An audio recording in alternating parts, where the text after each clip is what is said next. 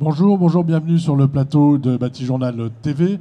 Nous sommes toujours à Équipe Baie, en partenariat avec le magazine 5 Façades, et nous allons aborder la problématique. Ce n'est pas forcément une problématique, mais nous allons parler certification. Avec moi, pour en parler, Nelly Filippona, bonjour. Bonjour. Vous êtes présidente de CECAL. CECAL, est-ce que vous pouvez nous en dire un peu plus? Oh, c'est très simple, CECAL, c'est l'organisme de certification des vitrages isolants, des vitrages feuilletés et des vitrages trempés. On est sur le vitrage avec vous. À côté de vous, monsieur Philippe Macquart, vous êtes, bonjour. Bonjour. Vous êtes délégué général de l'UFME. Oui. UFME. Union des fabricants de menuiserie extérieure. Nous représentons les fabricants de portes et de fenêtres, tout matériau. Tout matériau. En face de vous, monsieur Hubert Lagier, bonjour. Bonjour. Vous êtes directeur baie et vitrage au CSTB. Le CSTB, on ne présente plus, mais dites-nous quand même un peu plus sur le pôle fenêtre, peut-être du CSTB. Donc, Centre scientifique et technique du bâtiment. Donc, la direction baie vitrage au CSTB s'occupe de tous les produits de la baie, fenêtres, fermetures, portes, portes de garage, portail, vitrage également. Donc ça consiste en quoi? C'est des tests produits, Notre activité, notre activité consiste à évaluer tous ces produits à travers des procédures, soit des procédures d'avis technique, soit des procédures de certification, soit des essais, des tests qui sont menés dans nos laboratoires. Merci. À côté de vous, monsieur Jean-Luc Marchand, bonjour. Bonjour. Monsieur Marchand, vous êtes délégué général du SNFA. Le SNFA. Le SNFA est une organisation professionnelle qui représente les fabricants, enfin les concepteurs de systèmes et les fabricants de fenêtres aluminium. Alors, on va commencer avec vous, monsieur Lagier, pour que vous nous donniez un peu une explication et que vous nous fassiez la différence entre normalisation, réglementation et certification.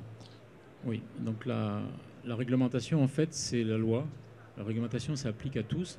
On est tous obligés de respecter la loi. Et de plus en plus, au niveau bâtiment et au niveau fenêtre, il y a des éléments techniques dans la réglementation. Je pense à la réglementation thermique, réglementation acoustique, réglementation sur l'accessibilité des balcons loggia. Donc, dans ces réglementations-là, il y a des éléments à respecter pour les fabricants de fenêtres et pour les poseurs de fenêtres. Notamment, je pense par exemple sur l'accessibilité, la hauteur des poignées ou la hauteur des seuils. Ces éléments-là sont fixés dans la loi, donc on ne peut pas y déroger. On ne peut pas y déroger. On va dire c'est le premier échelon. Oui, c'est le premier échelon, et cet échelon, donc ça applique à tout le monde. À partir du moment où on est dans l'acte de construire, où on construit, on doit respecter la loi. Ça, c'est le premier niveau.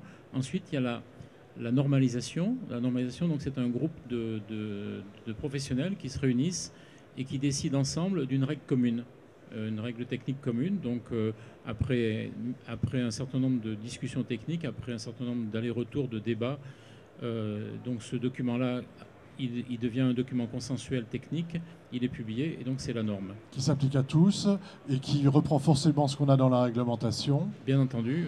Est-ce que vous pouvez nous citer un exemple de normalisation qui s'applique à la baie? Alors on a les normes fenêtres, par exemple, la norme européenne fenêtre 14351, donc c'est la norme sur les fenêtres qui est une norme européenne. On a la norme sur les profilés PVC, on a la norme sur les profilés aluminium à rupture thermique. On a aussi le DTU qui est une norme, donc qui est une norme de mise en œuvre qui explique qu'est-ce qu'il faut faire pour mettre correctement en œuvre des fenêtres. Donc, tout ça, c'est les normes. Réglementation, normes, et ensuite, donc, certification. Et ensuite, certification. Alors, la norme donc, est un élément qui est très, très généralement contractuel. C'est-à-dire, dans le contrat qu'on passe, on indique que les produits doivent être conformes aux normes ou que la mise en œuvre doit être conforme aux normes. Par contre, on n'a pas d'organisme qui dit clairement que c'est conforme aux normes. Et pour ça, il faut passer à l'étape suivante, qui est la certification de produits industriels. Et dans cette certification de produits industriels, qui est encadrée par le Code de la consommation, donc ce code-là indique que les organismes de certification doivent avoir un certain nombre de contraintes, notamment d'être accrédités par un organisme qui s'appelle le COFRAC, et par rapport à des normes également de qualité, à la fois sur la gestion de la certification et sur la gestion des essais attachés à la certification. D'accord, donc si j'ai bien compris, la certification, c'est ce qui va aller vérifier la norme. Entre autres, vérifier la norme et également des référentiels. C'est-à-dire qu'on a dans les référentiels, on a effectivement les normes, mais on a aussi des éléments complémentaires qu'on a rajoutés au fil de l'élaboration de la certification. Pour le néophyte que je suis, la différence entre label et certification, c'est quoi? Alors la certification, comme je vous l'ai dit il y a 2 secondes, est encadrée, ça s'appelle certification de produits industriels, elle est encadrée par le Code de la consommation. Donc avec ce code-là, indique clairement que par exemple les organismes de certification comme le CSTB doivent être accrédités par le COFRAC par rapport à une norme donc 17065, donc c'est la norme qui gère la partie certification, et que les essais qui sont menés dans le cadre de cette certification doivent également être encadrés par le COFRAC par une norme qui s'appelle 17025. D'accord. Je vais vous donner la parole, Nelly Philippona. Moi, je voudrais savoir ce qu'apporte cette certification. Alors. Et effectivement, nous, on est dans le cadre effectivement que décrivait Hubert Lagier. Donc, on est audité. Hein, les certificateurs comme CECAL sont ensuite certifiés en fait par le COFRAC qui vient auditer que nous respectons bien le cadre légal qui définit le fonctionnement de la certification. Et je rejoins aussi Hubert dans le fait qu'il y a un référentiel en fait. C'est-à-dire que quand vous allez sur le site CECAL, par exemple, vous trouvez notre référentiel CECAL et qui est construit comment? C'est-à-dire que nous essayons de répondre aux attentes des utilisateurs, pour faire très général, et donc, entre autres, sur la qualité et la pérennité, en ce qui nous concerne, de nos vitrages. Vous, l'utilisateur, hein, ici, par exemple, ça va être le fabricant qui va mettre du vitrage dans ses profilés, c'est ça? C'est tout aux utilisateurs. C'est le premier, ce sont ces messieurs, hein, oui. les adhérents qu'ils représentent, c'est-à-dire les menuisiers, par exemple, les façadiers. Mais quelque part, nous allons jusqu'au client final. C'est-à-dire qu'on a de plus en plus, d'ailleurs, de questions ou d'intérêt par le client final qui souhaite savoir dans quelle mesure son vitrage va être pérenne, parce que l'utilisateur quand même au fond c'est l'utilisateur final qui lui va souhaiter avoir un produit durable dans le temps. Très concrètement, ça se passe comment? Enfin rapidement, hein, mais parce que j'imagine que c'est un peu plus long que ce qu'on va se dire là. Très concrètement, ça se passe comment? On vient vous voir, on dit voilà, j'ai ce produit-là, et ce produit, j'aimerais le faire certifier, et ensuite quelles sont les différentes étapes, quels sont les différents tests? Alors ça, c'est un exercice un petit peu difficile, effectivement, de le faire en quelques minutes. Vous avez 30 secondes. Alors, c'est encore pire. Bon, alors déjà, on va parler aussi, au niveau de nos vitrages, comme je disais, isolants, feuilletés, trempés. Il y a donc des sites de transformation du verre. Donc le site est certifié, c'est-à-dire que ce n'est pas effectivement n'importe qui peut venir avec un produit en disant merci de me certifier mon produit. Donc il faut d'abord que le site soit certifié. On va faire en même temps en fait la certification du site de production. Et quand il y a une demande initiale, par exemple, donc il contacte CECAL, il trouve d'ailleurs tous les éléments en ligne sur la démarche de qualité qu'il va devoir faire. Je dirais qu'elle est de 2 types. C'est vraiment en simplifiant à l'extrême. On simplifie. C'est donc d'avoir une démarche qualité interne dans le choix et le respect des composants.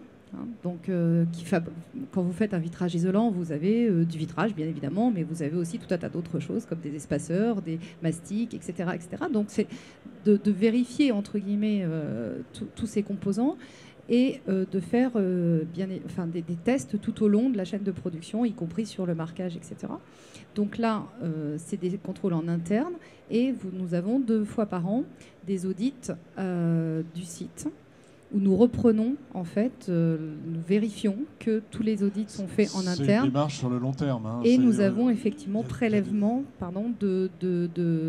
d'échantillons de production qui vont être envoyés en laboratoire, qu'on appelle des OMV parce que ce sont des laboratoires extérieurs, et qui vont attester des résultats des tests qui sont faits tout au long de l'année. Et ensuite, je vais caricaturer, j'ai un tampon, je peux utiliser le sigle CECAL sur mes produits. Alors en fait, c'est tout à fait ça. En fait, il y a le gage en fait de cela, c'est 2 choses. C'est le marquage sur le produit. Quand, par exemple, sur les vitrages isolants, vous avez un marquage dans l'intercalaire. et sur l'espaceur, pardon. Et vous avez en ligne aussi, vous pouvez, tout un chacun peut aller vérifier. Il y a maintenant tous les certificats CECAL sont en ligne sur notre site pour chaque centre certifié avec la nature des produits qui sont certifiés. Merci, Monsieur Macquart. Pourquoi c'est important de certifier, d'avoir des produits certifiés, d'avoir des composants du coup, parce que là on est sur un vitrage, bien sûr. mais il y a d'autres certifications, j'imagine. Et pourquoi c'est important pour vous que les produits soient certifiés? C'est important parce qu'on garantit au client final l'utilisation de fenêtres ou de portes dont les performances annoncées sont vraiment celles qui ont été déclarées et qui ont été vérifiées en continu, en permanence, sur les lignes de fabrication. Alors ça va très loin parce qu'on contrôle tout sur le produit. Ça va de la matière, en passant par les composants, comme le vitrage qui est nécessairement certifié, CECAL. Puis ensuite, dans l'évolution de la fabrication du produit, on teste aussi l'étanchéité des produits à l'air, à l'eau, la résistance au vent, les résistances mécaniques. Donc une fenêtre ou une porte certifiée, c'est vraiment la garantie que l'ensemble de ces composantes performantielles ont été testées et surtout ont été testées avec la foi d'un organisme tiers qui vient dire oui, c'est vrai. Hein, c'est surtout ça qui est important. C'est qu'on est un organisme tiers indépendant, complètement indépendant du fabricant. Et ce sont des certifications qui sont bien sûr volontaires, c'est-à-dire qu'il n'y a aucun caractère obligatoire. Et vous apercevez qu'aujourd'hui, une très très grosse majorité du marché français de la fenêtre est certifié dans ces logiques de qualité portée vers le haut pour garantir au client final les bonnes performances, à la fois aussi thermiques et parfois acoustiques aussi en même temps. Hein. Quand vous dites une grande majorité, c'est quoi? C'est 50%? C'est 60, 70, 80? Ça dépend des matériaux, mais globalement, on peut dire que pratiquement 50% du marché français, un peu plus peut-être même, est certifié. Hein. C'est un peu plus de 50, oui. Aujourd'hui, plus de 50. Sur le marché national, oui. Je suis particulier, je vais faire des devis et je vais lire mes devis. Comment je sais que les produits qu'on me propose sont certifiés? Alors, c'est très simple. En général, le certificat peut être apposé soit sur le devis, soit à la demande simplement lors de l'émission de la facture, mais surtout, il y a possibilité d'identifier sur un site internet les produits qui sont certifiés ou les fabricants qui fabriquent des produits certifiés. Ça, c'est un premier point. Deuxième point, en général, les fabricants qui sont certifiés sont fiers de l'être et l'affichent clairement. Vous savez, NF, il n'y a pas mieux en deux lettres. Donc, quelque part, on identifie tout de suite le produit qui est de qualité, dont la qualité est attestée par l'organisme tiers. C'est très simple. Donc sur une fenêtre, je vais avoir le logo, c'est ça? Alors sur une fenêtre, c'est pas si évident. Le marquage est assez discret. C'est surtout sur les factures ou sur les devis. Oui. Et puis aussi quand vous candidatez au dispositif de crédit d'impôt de transition énergétique, il est toujours très simple. Il est toujours recommandé de fournir les certificats pour prouver aux inspecteurs ou à l'administration que vous êtes bien dans les clous. Dans les clous. Juste un complément sur le marquage. Toute fenêtre certifiée est marquée, donc c'est une étiquette qui est sur le dormant, c'est-à-dire quand on ouvre la fenêtre, en haut à droite, on doit avoir une étiquette de marquage avec le marquage NF, le marquage CSTB et les performances air au vent, acoustique thermique qui sont certifiées. Donc s'il n'y a pas l'étiquette... Performance AEV, c'est ça? Oui, alors il faut ouvrir la fenêtre et regarder en haut à droite. C'est pas évident, mais globalement, vous l'avez tout de suite, oui, bien sûr. Globalement, là tout de suite, et normalement, je le retrouve sur la documentation technique que m'a fourni bien sûr. Mon installateur. Bien sûr. Et vous avez le logo NF qui apparaît, bien sûr. Alors, on va voir avec vous, Monsieur Marchand, que vous inscrivez-vous cette démarche de certification dans un cercle vertueux qui va plus loin, on va dire, que la certification. Pour vous, la certification, c'est un signe de qualité, mais ce n'est pas le seul. C'est-à-dire que dans le domaine de la qualité, et pour nos entreprises qui installent des fenêtres, il est arrivé un nouvel élément extrêmement important qui s'appelle RGE.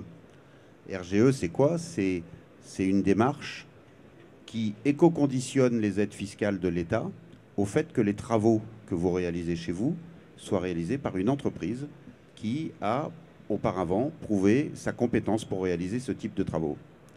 Et donc, dans le domaine des fenêtres, les menuisiers qui installent ces fenêtres, qui sont la première famille de RGE, Alain Maugard, président de Calibat, nous a expliqué mardi matin qu'il y avait aujourd'hui 30 000 entreprises certifiées RGE dans le domaine de l'installation de fenêtres, que ce soit des fenêtres de toit ou des fenêtres verticales. Et donc ces entreprises, en fait, elles sont en amont qualifiées par Qualibat. Qualibat, c'est un organisme de qualification. Et dans le référentiel de Qualibat, par rapport à l'installation des fenêtres, nous avons des exigences de qualité des fenêtres qui vont être utilisées.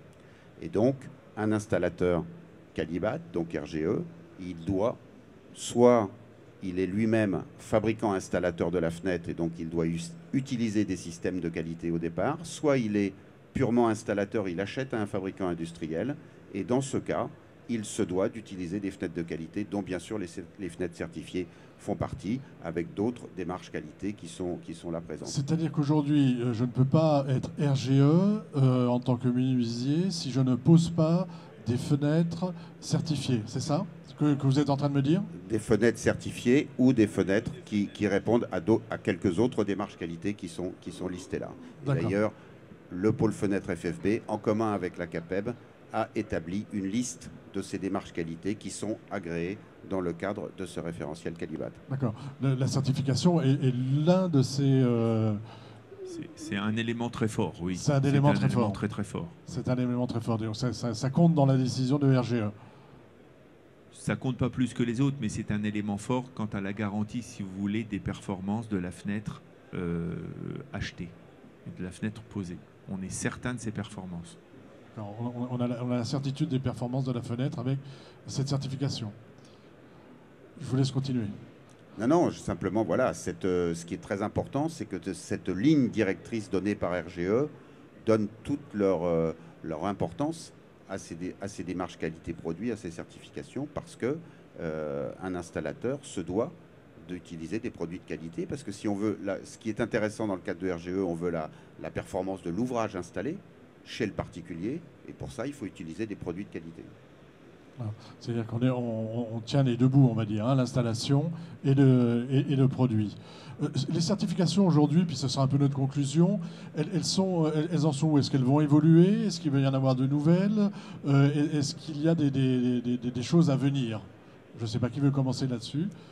Juste au niveau de CECAL, moi je vais répondre pour oui, CECAL, après les autres certifications, je ne sais pas. Nous, on essaye, je crois, on a une structure au niveau de CECAL qui est très proche du marché, très proche des centres certifiés, en contact permanent avec des utilisateurs. Et donc, je dirais, c'est pas qu'elles vont évoluer, c'est qu'elles évoluent presque au quotidien. Hein. Elles évoluent en fonction des produits qui sont proposés? Oui, elles évoluent en fonction des nouveaux produits qui pourraient arriver, des nouvelles exigences, des nouvelles attentes. Par exemple, on parle de plus en plus de bâtiments performants énergétiquement parlant, qui sont eux-mêmes certifiés ou labellisés. Et vous imaginez bien que ça n'a pas beaucoup de sens si la performance d'un produit n'est pas pérenne. Et donc nous, c'est vraiment ça. C'est-à-dire que voilà, on va être encore plus vigilant sur telle ou telle chose, telles orientations, mais surtout de suivre, d'être en contact permanent avec les besoins du marché. Parce que c'est quand même, comme Philippe, je crois, le rappelait, des démarches volontaires, tant du niveau de ceux qui sont certifiés, qui font des efforts au quotidien pour atteindre le référentiel que nous déterminons, mais aussi des démarches volontaires de ceux qui demandent les produits certifiés. Donc notre meilleure preuve, c'est le fait que toute la chaîne, je dirais, demande ces certifications. Donc c'est des évolutions permanentes. Des évolutions permanentes. Vous vouliez insister là-dessus, je crois. Hein. Oui, je veux rajouter, en effet, j'irai dans le sens de Nelly, simplement parce que les exigences aujourd'hui de performance thermique, de performance en termes d'étanchéité des bâtiments augmentent. Et on entend même en ce moment à la radio des certifications de NF Habitat. Hein, on certifie l'ensemble du bâti finalement. Et si on certifie l'ensemble du bâti, il est normal d'utiliser des éléments certifiés. Voilà, c'est tout simple. Question, alors c'est pas une question piège, mais qui me vient comme ça. On a dit qu'il y avait à peu près 50% de fabricants qui certifiaient leurs produits. Est-ce qu'on sait ce qui explique ce sont les 50 autres pourcents? C'est parce qu'ils n'y sont pas encore allés, parce qu'ils trouvent que c'est une démarche difficile, parce qu'ils jugent qu'elle n'est pas nécessaire? Alors, en effet, il y a des gens qui la jugent pas nécessaire, d'autres qui la trouvent difficile. C'est un peu une réponse de Normand que je vous fais, mais on travaille de concert avec CSTB et FCBA pour rendre ces démarches les plus simples possibles, les moins chères possibles aussi, parce qu'il y a le marché C'est quoi le coût de difficile. certification de Je laisserai répondre Hubert Lagier sur le domaine, mais il est vrai qu'on incite les gens à aller vers des démarches de certification et je dirais d'automatisation finalement de ces contrôles en usine pour pas qu'il y ait de dérive de production, pour assurer une qualité constante des produits qui sortent. C'est la qualité constante du produit. C'est ça, c'est exactement ça. La qualité constante du produit, de sa performance. Tout à fait. Toutes nos voitures sont certifiées, si vous voulez. Vous voyez, on achète aujourd'hui des produits, mais quand on achète une automobile, tout est certifié partout. Juste pour revenir sur ce 50%, et il faut garder présent à l'esprit que toutes les fenêtres aujourd'hui qui sont fabriquées ne sont pas fabriquées forcément dans des unités industrielles qui ensuite les vendent à d'autres. On a toute une partie du marché où ce sont des fabricants installateurs. Ce marché existe encore beaucoup en aluminium, peut-être un peu moins en PVC. Il existe aussi beaucoup en bois. Ouais, oui. C'est pour ça qu'il y a d'autres démarches qualité, un peu différentes de la certification, mais qui visent le même objectif d'assurer la qualité des produits. On n'a pas que des industriels dans le domaine voilà, de la fenêtre, on a aussi des fabricants installateurs. Quand on est dans une optique de contrat directement, le fabricant installateur réalise des produits dans le cadre d'un contrat, il est dans une démarche un petit peu différente, ce qui ne l'empêche pas aussi d'utiliser des systèmes de qualité et de fabriquer dans un cadre de qualité. C'est pour ça qu'il y a d'autres démarches. Après, il y a une partie du marché qui éventuellement peut échapper à toute démarche qualité.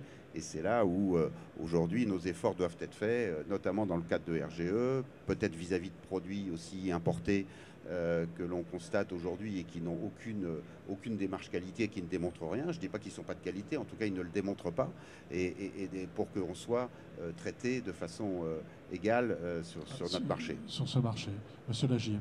Alors par rapport à votre question sur l'évolution de la certification, donc l'évolution elle est forcément permanente, à la fois parce que les produits, comme ça a été souligné, les produits évoluent en permanence, donc le référentiel de certification doit évoluer pour pouvoir prendre en compte l'arrivée de ces nouveaux produits. Ça, c'est la première chose. Donc là, on n'a pas le choix. Si la certification n'évolue pas, elle sera complètement décalée par rapport au marché. Et Dieu sait si les techniques de conception et de fabrication de fenêtres ont très très fortement évolué ces dernières années, à la fois sous des contraintes thermiques, sur des contraintes de recyclage. Par exemple, la certification prend en compte le recyclage des matériaux. Et ça pour l'avenir, c'est quelque chose de fondamental. Quelque chose de très important. Le recyclage, FDES, j'imagine aussi. Aussi, on prend en compte ces aspects-là. Donc ça, on est obligé d'évoluer par rapport à l'évolution des produits, et on est obligé également, on fait évoluer aussi les procédures de certification de façon à ce que le plus grand nombre de professionnels puissent y accéder. Notamment, on pense souvent aux petites structures. Et là, on a développé ces derniers temps une procédure de façon à ce que les petites structures puissent accéder à la certification par étapes, non pas franchir la grande marche, on va dire, la certification en une fois. On y va en étapes. Avec plusieurs marches et qui s'étalent sur 3 ans. Ça s'appelle la procédure tremplin. Tremplin, le nom est relativement évocateur. Et donc, c'est le tremplin pour aller vers la certification. Et ça s'adresse aux petites structures. Pour donner une idée, c'est des structures qui font moins de 300 fenêtres par mois. Donc, c'est quand même relativement des petites structures. Mais elles souhaitent venir à la certification. Et cette procédure tremplin leur permet d'accéder à cette certification en douceur, on va dire. Dès la première année, ils ont déjà un document qui atteste qu'on a validé le contrôle de leur production dans l'usine. Très rapidement, on a parlé du coût tout à l'heure. C'est quoi le coût de la certification ? En fait, ça dépend tout de la structure, parce que dans la certification, il y a la conformité à l'avis technique. Donc, je ne parle pas de l'avis technique, mais là, ça peut aller autour d'une dizaine de milliers d'euros à peu près. Ça va dépendre de quel endroit démarre les... Ça dépend de là où on part. Voilà, ça dépend de là où on part. Voilà, mais c'est important. On a bien compris que vous militiez pour l'importance. Et je vais vous donner le mot de la fin pour vous, monsieur Marchand. Un mot de conclusion sur cette démarche qualité, à la fois pose et produit. Juste de redire que ce RGE, aujourd'hui, est la sortie vers le haut du monde du bâtiment par rapport à la qualité installée, et que donc c'est très important que cette démarche RGE puisse perdurer. Aujourd'hui, l'éco-conditionnalité, c'est le CITE, et c'est l'éco-PTZ, c'est aussi les certificats d'économie d'énergie. Donc nous, on est tous très impliqués dans ces démarches pour que dans l'avenir, RGE puisse continuer et pourquoi pas être également éco-conditionné à la TVA à 5,5 rénovation énergétique s'il l'installerait. Là on sent le lobbyiste. Hein. Merci beaucoup d'avoir participé à ce petit échange sur la certification et d'être venu nous voir jusqu'ici sur le plateau de Bâti Journal TV. À bientôt. Merci, au revoir.